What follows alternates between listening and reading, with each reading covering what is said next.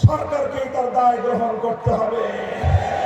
সংগ্রামী সাথী ও বন্ধুগণ, এভাবে রাজপথে যে মহান ঐক্য গড়ে উঠেছে, সে ঐক্যে ৮ দল মোহনায় মিলিত হয়েছে।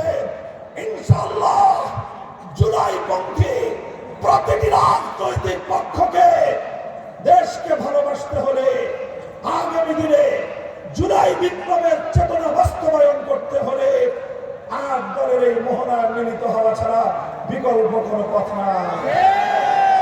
বক্তব্য শেষ করব শেষ প্রাঙ্গণে, শেষ প্রান্তে দাঁড়িয়ে বাংলাদেশের মানুষের অধিকার আদায়ের আধিপত্যবাদ বিরোধী আন্দোলনের অবিসংবাদিত নেত্রী বেগম খালেদা জিয়ার জন্য আমি দোয়া করছি, সকলকে আহ্বান জানাচ্ছি। তার জন্য, তার দীর্ঘ হায়াতের জন্য, সুস্থতার জন্য আমরা দোয়া করব।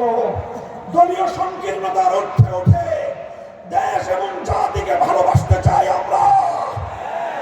আমাদেরকে বিরোধী পক্ষে ফেলে দিয়ে আমাদের সঙ্গে যদি কেউ বিরোধ তৈরি করতে আসেন, আমাদের শান্তিপ্রিয় চলার পথে যদি কেউ প্রতিবন্ধকতা তৈরি করতে আসেন, রাজপথে মোকাবেলা করব।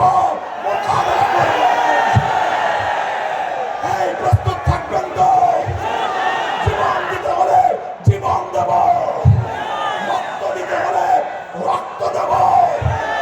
দেশ এবং জাতির প্রশ্নে কারো কাছে মাথা নত করব না। দেশের প্রশ্নে কোনো আপোষ করব না। মাথা নত করেছি একজনের কাছে, কার কাছে? ইনশাআল্লাহ আল্লাহর রহমতে আগামীর বাংলাদেশ হবে ইসলামের বাংলাদেশ। নাসরুম মিনাল্লাহি ওয়া ফাতহুন করিম।